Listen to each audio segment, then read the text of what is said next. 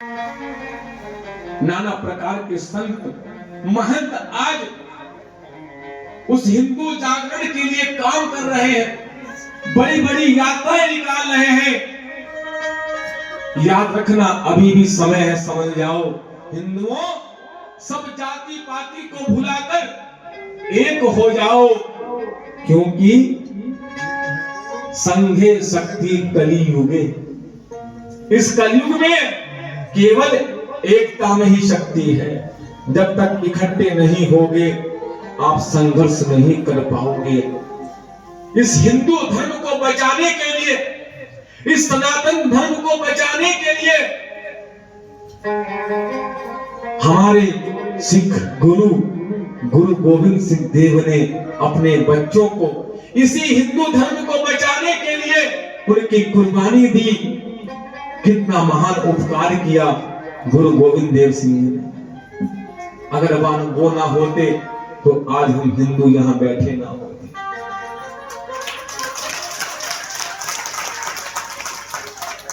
यही वो पंजाब की भूमि है जहां ऐसे ऐसे सच्चे बादशाह गुरुदेव, गुरु नानक गुरुदेव सच्चे बादशाह प्रकट हुए और ऐसी शिक्षा दी उस सिख धर्म को। उस सिख धर्म, हम हिंदू उस धर्म को बचाने के लिए हमेशा हमारे साथ खड़ा है। ऐसा है वो सिख धर्म। मैं तो जाता हूं कई सिखों की सभाओं में, बड़ा सम्मान मिलता है।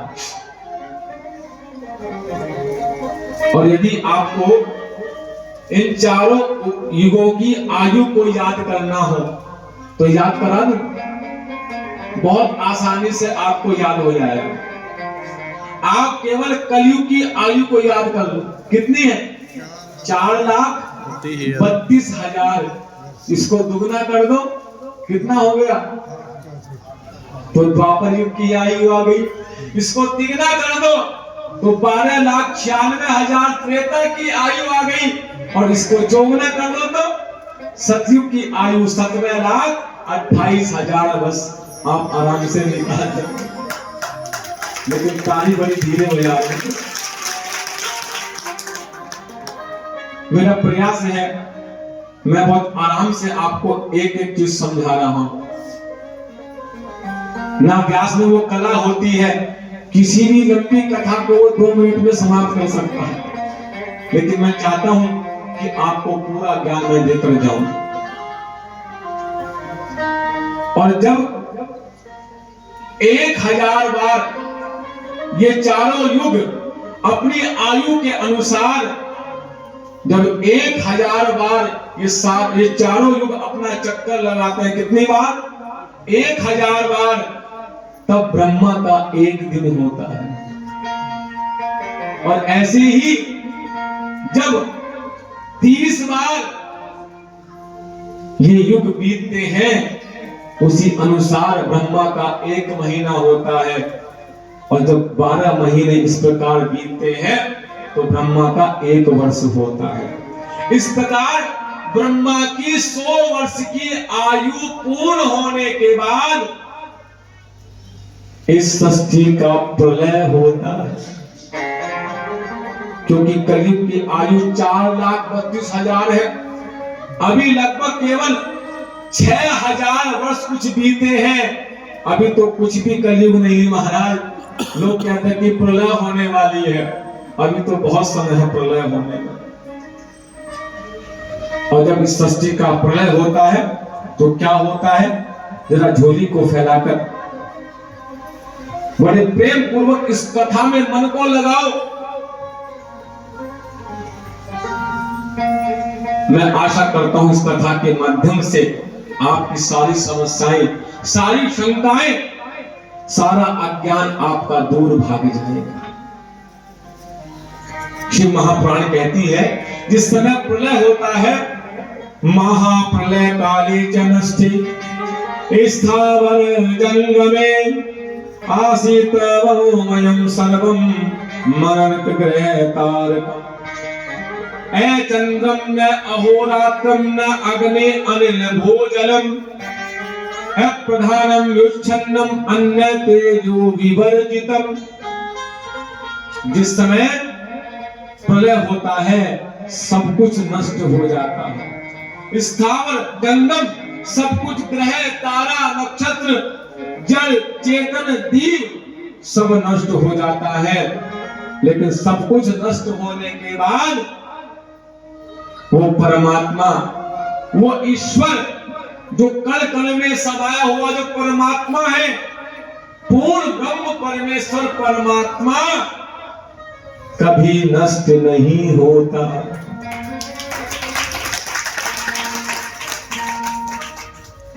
जिस प्रकार जैसे आपके सोने के आभूषण है, चैन है, अंगूठी है, हार है, जब आप इसको अग्नि में जला दोगे, पका दोगे, तो आपके सारे आभूषण जेवरात सब समाप्त हो जाएंगे।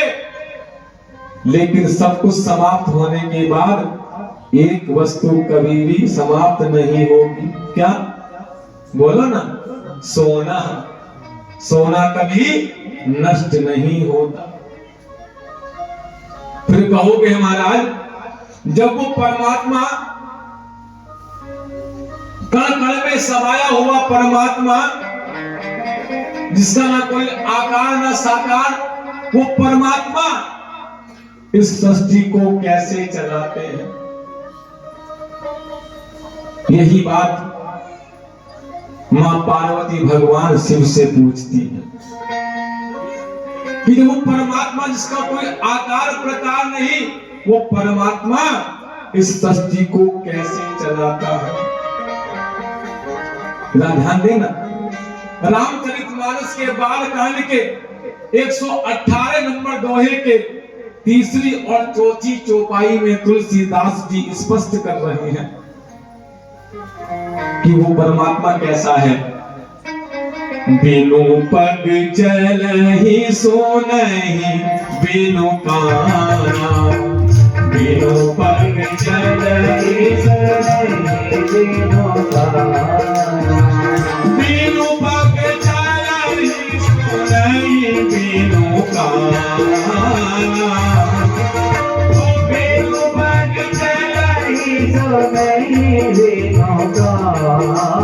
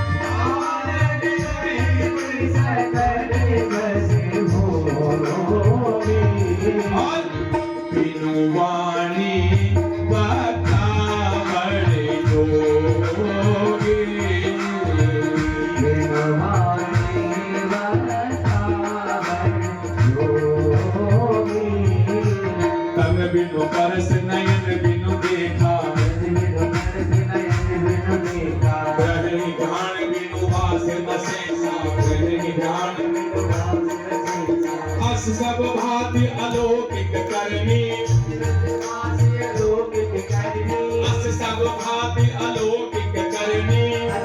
भांति अलौकिक करनी, महिमा जा सुजाई नहीं बरनी, महिमा जा सुजाई नहीं बरनी, बिनु पग चलहि सोनहि बिनु काना, बिनु पग चलहि सोनहि बिनु काना।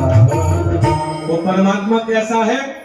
उसके पैर नहीं फिर भी वो चलता है, उसके कान नहीं फिर भी सुनता है, उसके हाथ नहीं फिर भी सारे कामों को करता है, उसका मुख नहीं है फिर भी सकल रसों का भोग करता है, उसकी वाणी नहीं है फिर भी बहुत बड़ा वक्ता है, तन बिनु परस कोई शरीर नहीं फिर भी स्पर्श करता है, ऐसा परमात्मा। और जब प्रलय के बाद उस प्रलय काल में बिल्कुल अंधेरा ही अंधेरा रहता है, सब कुछ नष्ट हो जाता है, तो परमात्मा जब सृष्टि रचना करना आरंभ करता है तो परमात्मा सबसे पहले अपने आप को प्रकट करता है और उस परमात्मा का नाम है सदाशिव। क्या नाम है? सदाशिव। बोलो ना, सदाशिव। वो पूर्ण ब्रह्म परमेश्वर परमात्मा सबसे पहले अपने आप को प्रकट करता है। उस परमात्मा का नाम है सदाशिव। सदा का अर्थ है हमेशा और शिव का अर्थ है कल्याण। जो हमेशा कल्याण करने वाला है उस परमात्मा का क्या नाम है? सदाशिव। बोलो ना। क्या बात, आज आपको चाय नहीं मिली क्या? मिल गई? क्योंकि हम तो कथा में इतना मग्न हो जाते हैं, हमें पता नहीं रहता कि किसने चाय पी किसने नहीं पी। तो भैया कम से कम उस चाय की लाज तो रखो। चाय पीकर भी आपके गले से आवाज ना निकल ले। उस परमात्मा का क्या नाम है? सदाशिव। याद रखना, कल पूछूंगा। और वो परमात्मा जब प्रकट होता है बिल्कुल दिगंबर रूप होता, नग्न अवस्था, केवल बड़ी बड़ी जटाएं होती है, इसके अलावा शरीर में कुछ नहीं होता। ऐसा वो परमात्मा सदाशिव प्रकट होते हैं और फिर अपनी शक्ति को प्रकट करते हैं, जिस शक्ति का नाम है शिवा। सदाशिव की शक्ति का क्या नाम है? शिवा शक्ति को प्रकट करते हैं और फिर वो परमात्मा सदाशिव अपने रहने के लिए सुंदर स्थान को प्रकट करते हैं। उस स्थान का नाम है आनंद वन। क्या नाम है? बोलो ना, आनंद वन। अस्यानंद वनम नाम पुराकारी पिनाकिना क्षेत्रस्यानंद हेतुत्वात् विमक्तुमन्तरम। और यही आनंद वन आगे जाकर काशी क्षेत्र के नाम से विख्यात हुआ। यही आनंद वन जिसका आगे जाकर नाम काशी पड़ा, एक नाम और पड़ा वाराणसी, क्योंकि वहां पर 80 घाट है ना, इसलिए उस स्थान का काशी के साथ साथ नाम पड़ा वाराणसी। और भैया आते आते कलयुग के भक्तों ने उसका एक नाम और रख दिया। बताओ, नहीं पता? बोलो ना, तो जोर से बोलो। बनारस। जहां पर रस मिलता है बनारस, जहां बना बनाया रस मिलता हो बनारस। ऐसा वो काशी क्षेत्र, भगवान शिव उसी काशी क्षेत्र में निवास करते हैं। और एक बात और याद रखना, जिस प्रकार वो पूर्ण ब्रह्म परमेश्वर परमात्मा कभी नष्ट नहीं होता, प्रलय काल में भी उसी प्रकार प्रलय होने के बाद भी ये जो काशी क्षेत्र है इसका कभी प्रलय नहीं होता। नंदी कृष्ण बोले, हे मुनियों, शिव शिवा ने षष्ठी आरंभ में संकल्प किया और सदा शिव ने उसी काशी नगरी में एक दिव्य शक्ति रूप प्रकट किया, जो पुरुष रूप में था, अत्यंत सुंदर और यौवन अवस्था को प्राप्त था। ऐसे दिव्य महापुरुष को सदाशिव ने प्रकट किया। और जब प्रकट हुआ वो कैसा था? पीतांबर धारण किए, सिर पर मुकुट, गले में वैजयंती माला धारण किए हुए, शांत सर्वगुण संपन्न ऐसा वो रूप था। उस दिव्य महापुरुष ने सदाशिव को प्रणाम किया, पूछा कि मैं कौन हूं, मेरा क्या कार्य है और मेरा नाम क्या है। जरा ध्यान से सुनना। सदाशिव बोले, हे दिव्य महापुरुष, विष्णुवती व्यापकत्वाते नाम ख्यातम भविष्यति बहुन्य अन्नानि नामानि भक्त सौख्य कराणि।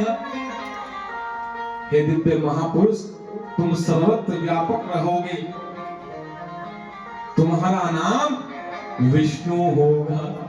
क्या नाम होगा? विष्णु ने कहा सदाशिव है, तब एक ही आदेश दिया सदाशिव ने, तपः क्रोधो भूत्वा परमं कार्य साधनम। हे विष्णु, तुम अपने कार्य का साधन करने के लिए केवल तप करो, तप करो, तप करो, अर्थात तपस्या करो।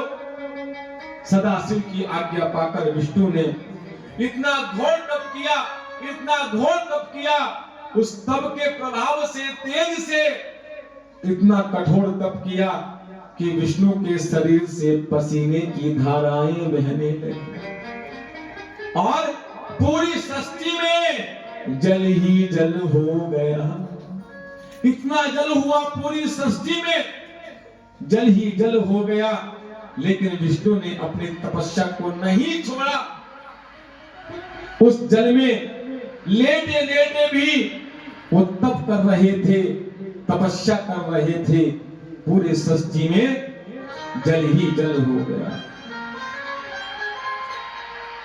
और उसके बाद जैसे विष्णु जल में लेटे तप करते करते क्या देखते हैं कि विष्णु की तपस्या के फल स्वरूप शिव लीला से विष्णु की नाभि से एक कमल की नाल प्रकट हुई।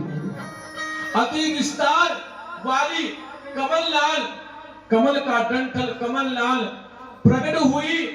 कमल का फूल खिला और क्या देखते हैं, एक दिव्य महापुरुष प्रकट हो गया। वो दिव्य महापुरुष विष्णु से बिल्कुल अलग था। अनंत योजन विस्तार वाली उस कमल नाल में, कमल पुष्प में प्रकट हुए दिव्य महापुरुष, जिनके 4 मुख थे चारों दिशाओं में और एक मुख ऊपर की ओर था, ऐसा वो रूप प्रकट हुआ।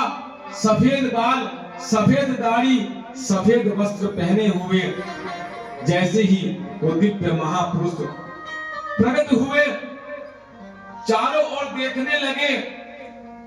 और जैसे ही सदाशिव को देखा, सदाशिव से पूछा कि मैं कौन हूं और मेरे प्रकट करने का क्या प्रयोजन है, क्या उद्देश्य है। सदाशिव बोले, हे दिव्य महापुरुष, ध्यान दे, तुम मुझ ब्रह्म के अंश हो। तुम इस सृष्टि में ब्रह्मा के नाम से विख्यात हो, क्योंकि तुम मुझ परमात्मा के अंश हो, इसलिए तुम्हारा नाम ब्रह्मा होगा। मैं तुम्हें आदेश देता हूं, तुम तपस्या करो। देखते देखते जैसे ही विष्णु की आंख खुली, कमल नाल में दिव्य महापुरुष को देखा, तो उस दिव्य महापुरुष का स्वागत किया विष्णु ने। बोले, स्वागतम स्वागतम वत्स पिता महाधुते निर्भयो भवदाशेहम सर्वान कामान संशयः। विष्णु बोले, हे वत्स, तुम्हारा स्वागत है। जैसे सुना कि इसने मुझे वत्स कहा, वत्स का अर्थ होता बेटा, बेटे को वत्स कहते हैं। अब तो महाराज क्रोध में भर गए। ब्रह्मा ने कहा, तुम मुझे गुरु की भांति क्या उपदेश देते हो? मैं तुम्हारा जनक हूं, मैं तुम्हारा पिता हूं। अब तो महाराज इस बात को लेकर भगवान विष्णु बोले कि मैं तेरा बाप, और ब्रह्मा बोले कि मैं तेरा बाप। इसी बात को करते करते महाराज ऐसा लंबा वो कलह कलेश आरंभ हो गया दोनों के बीच। ब्रह्मा और विष्णु के बीच में झगड़ा हो गया। क्या हो गया? झगड़ा। और झगड़ा नहीं महाराज, झगड़ा भी महाराज फिर रगड़े में बदल गया और रगड़ा इतना तगड़ा हुआ महाराज, अब तो वो एक दूसरे को पर शस्त्रों से जैसे प्रहार करने लगे, आपस में ब्रह्मा और विष्णु में युद्ध छिड़ गया। ब्रह्मा विष्णु के परस्पर युद्ध को देखकर क्या देखते हैं, उसी समय ब्रह्मा और विष्णु के मध्य में एक ज्योतिर्लिंग स्तंभ प्रकट हो गया। जैसे ही ज्योतिर्लिंग स्तंभ प्रकट हुआ, ब्रह्मा बोले हे विष्णु ये क्या है, किसने प्रकट किया, ये कौन है जिसमें प्रकाश ही प्रकाश निकल रहा है। विष्णु तो समझ गए, लेकिन ब्रह्मा के पांचवें मुख में मोह अभिमान रूपी बुद्धि हो गई।